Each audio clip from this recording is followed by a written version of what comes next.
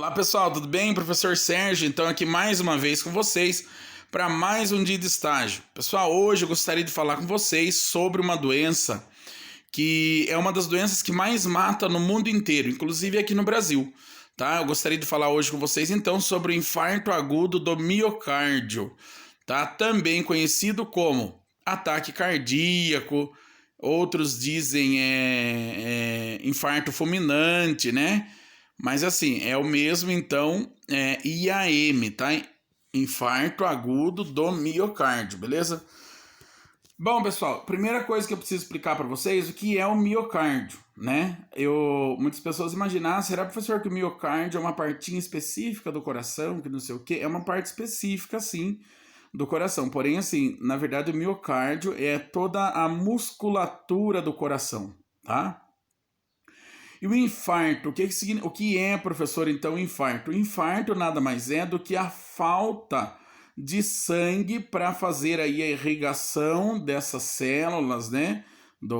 Dessas células cardíacas e faltou sangue, falta oxigenação. Faltou oxigenação, aquela célula cardíaca ela vai acabar morrendo, tá? Qualquer parte do nosso corpo, pessoal, se faltar o sangue, ele vai acontecer então a necrose e a morte celular. Um dos exemplos, né? Vamos colocar aí como exemplo uma pessoa que tenha um pé diabético, né? Ele tem uma falta de irrigação sanguínea nas pontas do dedo e acontece que acaba necrosando então o dedo por falta da oxigenação sanguínea, né? Não chega lá o sangue oxigenado para fazer com que aquela célula respire, né? A grosso modo assim falando, tá? Professor, e por que acontece então o infarto agudo do miocárdio? Por que tantas pessoas morrem de infarto agudo do miocárdio? Como que acontece? Tá, deixa eu explicar então para vocês.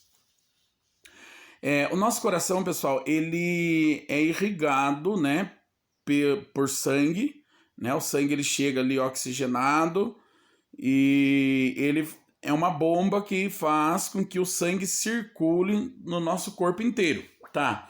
Porém, nós temos as artérias que levam o sangue até ele, né? Só que o que acontece? No infarto, o que acontece quando acontece o infarto? As pessoas, eles têm, todos, né? Eu, por exemplo, deve estar mais ou menos na mesma situação. A gente deve ter, então, placas de gordura, que chama-se ateroma, tá? Ateroma de gordura.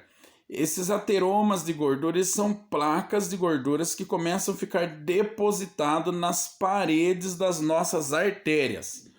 Mas por que, professor, que começa a juntar essas gorduras? Pessoas que, né, obesas, pessoas que se alimentam mal, pessoas que têm aí colesterol elevado, né? Então, começa a juntar aí essas placas de gordura, tá?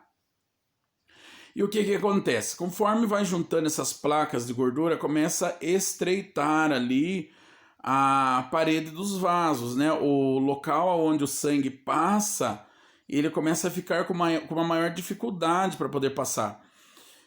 E o que acontece? Chega um dia que esse ateroma ou essas plaquinhas de gordura, ela acaba se rompendo da parede do vaso e acaba trancando a artéria que leva o sangue ali para um determinado local do coração. Trancou então aquele acesso ao coração, né? O coração fica sem receber sangue durante um período, né? Que está trancado, não chega sangue ali. Não chegou sangue, o coração ele começa então a morrer, né? Porque todas as nossas células elas devem ter a presença de sangue, né? Sangue oxigenado para poder deixar as células vivas, né? Porque elas também respiram, assim como, né? Como qualquer ser vivo respira, né? Pessoal, aí o que acontece? Trancou então aquele acesso que iria levar o sangue ali para o coração do paciente, da pessoa. O paciente ele começa a desenvolver então o IAM, que é o infarto agudo do miocárdio, começou a faltar o sangue naquela determinada região do coração, a pessoa ele já começa a passar mal. Tá, professor, quais os sintomas então de uma pessoa que está tendo um IAM? Normalmente, pessoal, a pessoa ele começa a sentir muita dor no peito, tá? Muita dor mesmo, dor torácica, né? E essa dor ela pode irradiar para a mandíbula, pode irradiar para as costas, pode irradiar para o braço, né? Muitas pessoas falam assim: ah, então eu tava com muita dor, amanheci com uma dor terrível no meu braço esquerdo, achei que não fosse nada, depois não estava aguentando mais, acabei indo para o hospital e cheguei lá e descobri que eu estava infartando, né? Então é bastante comum isso, tá bom, pessoal? Então, além da dor, né, esse paciente também ele pode ter sudorese, esse paciente ele pode ter muita indisposição, né, até ele procurar aí um auxílio, né, um auxílio médico, né, para poder tentar reverter aí esse quadro, tá? Pessoal, homens infartam muito, mas mulheres infartam mais, né? Homens infartam bastante, mas mulheres infartam mais. E por que as pessoas eles não se previnem de maneira correta para não ter aí o infarto? Tá, a gente vai chegar lá já já. A pessoa, pessoal, que desenvolve então infarto são aquelas pessoas que eles são sedentários, né?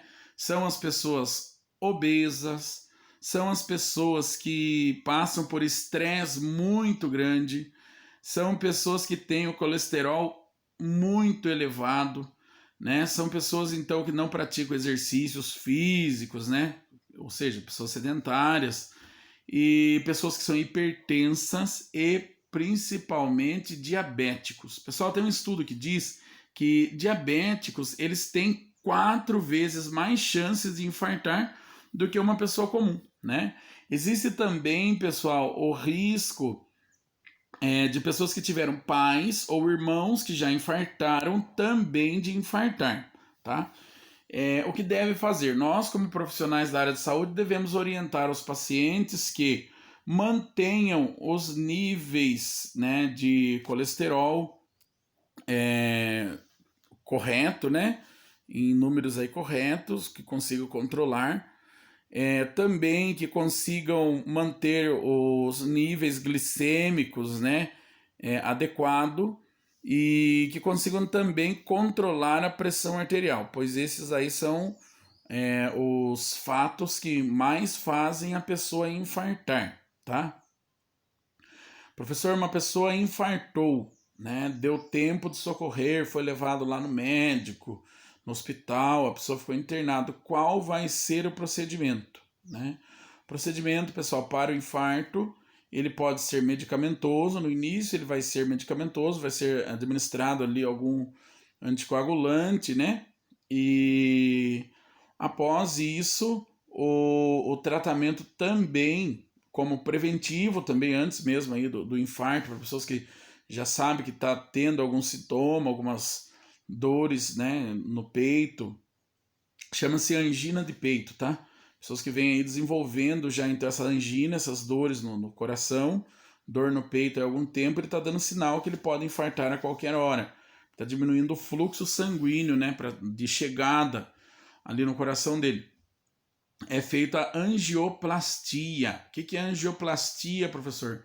É passado, pessoal, um catéter pela virilha desse paciente. Em alguns casos fazem pelo pulso, mas normalmente então pela virilha do paciente é passado um catéter. Esse catéter tem um balãozinho na ponta, tá? E aí quando ele chega lá no local onde o médico vê que tem um estreitamento, pois tem muita ateroma de gordura naquele local ali, é insuflado um balãozinho, né? Tá fechando ali a veinha, a artéria, insuflam o balãozinho para poder ficar maior o espacinho. Ficou maior o espaço, é colocado um stent. Como que é esse stent? É como se fosse uma mola mesmo, sabe? Uma molinha. Eles colocam aquela mola ali para que ele possa manter aberto a parede daquele vaso, então. Tá? Esse aí é o tratamento para pessoas que, né, podem desenvolver infartos ou pessoas que já desenvolveram infartos, tá?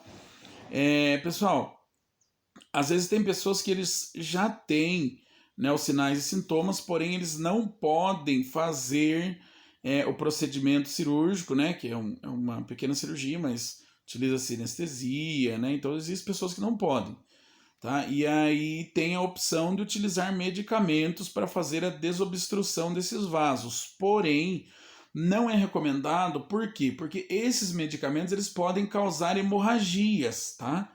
E aí não seria assim uma boa troca, né? Troca ali a desobstrução dos vasos por uma hemorragia que pode levar o paciente a óbito também do mesmo jeito, tá? Então, assim, pessoal, devemos sempre fazer as orientações sobre o infarto agudo do miocárdio para pacientes obesos, como eu já disse, né? Pacientes sedentários, pacientes que têm histórico familiar de pessoas que já tiveram infarto, tabagistas, tá? O tabagista também está ali no início, né? Pessoas que fumam muito, eles têm uma grande probabilidade, então, de desenvolver também aí o infarto, tá? Muitas vezes o infarto ele é tão grande, ele rompe, por exemplo, uma artéria que irriga uma parte tão grande do coração, que o paciente ele acaba indo a óbito no mesmo momento e não dá tempo, às vezes, de fazer nada. Né? Não dá tempo de procurar ali um atendimento, não dá tempo de procurar uma ajuda, né? Então, assim, pessoal, orientações quanto a parar de fumar, né? A praticar exercícios físicos, né? A manter, então, os níveis de colesterol, diabetes, né? E pressão arterial, né? Manter esses níveis aí adequados e praticar exercícios físicos sempre, né? Como já falei, e procurar, né, se tiver aí alguma queixa, procurar auxílio médico para ser encaminhado aí depois para uma avaliação cardiológica, né, e aí o médico ver lá o que ele pode fazer, tá bom? Então, pessoal, nosso estágio de hoje, a gente falou um pouquinho sobre o infarto agudo do miocárdio, espero que vocês tenham entendido que o infarto agudo do miocárdio, né, é a falta, então, de sangue no nosso coração. Por que, professor, que falta sangue? Porque uma das artérias é obstruída pelos ateromas de gordura. O que são, professor, os ateromas de gordura? As placas de gordura que vai se acumulando durante o tempo, né, durante os anos, na parede aí dos nossos vasos, né? E como que acontece mesmo? Qual que é a mecânica? A placa de gordura ela se rompe, né, e acaba se juntando uma com a outra, e acaba então ficando entupida, né? Não deixa com que o sangue consiga circular e ir lá para um determinado ponto do coração ali desse nosso paciente, tá? Professor, e quais são então as pessoas que são mais propensos? Tabagistas, hipertensos, pessoas com históricos familiar, diabéticos, né? Pessoas sedentárias, né? Pessoas que passam grandes níveis de estresse, todas essas pessoas aí estão sujeitas a desenvolver então o IAM, tá? Que é o infarto agudo do miocárdio. Tratamento é correr para um pronto-socorro, né? E para poder buscar auxílio, né? Para que possa ser acompanhado e ver o que deve ser feito, né? Por qual a medicação que vai ser administrada. Para nós, o que devemos saber então, né, os cuidados, devemos anotar, né, qualquer diferença aí em pessoas que estão sob tratamento por suspeita ou então por confirmação de infarto agudo do miocárdio. Também devemos prestar atenção sobre os níveis ali da pressão arterial desse nosso paciente, né, acompanhar sempre e acompanhar a evolução do paciente, tá? Ou se ele tem alguma queixa, alguma reclamação, tá? Administrar as medicações conforme o médico prescreveu, manter o leito limpo, arrumado, né? Manter também, se for necessário, manter ali os monitores cardíacos e manter os aparelhos respiratórios, né, funcionando e sempre nós observando se está tudo ok, tá? E, pessoal, então, sobre infarto agudo do miocárdio, creio que seja isso, né, que precisamos saber, né, para ter aí um conhecimento, né, para no futuro aí a gente vir a conviver aí mais nessa área de tratamento, às vezes tratamento cardiológico, tem alguém que pode ser que vá trabalhar em hospital que seja especializado, né, somente em tratamentos cardiológicos.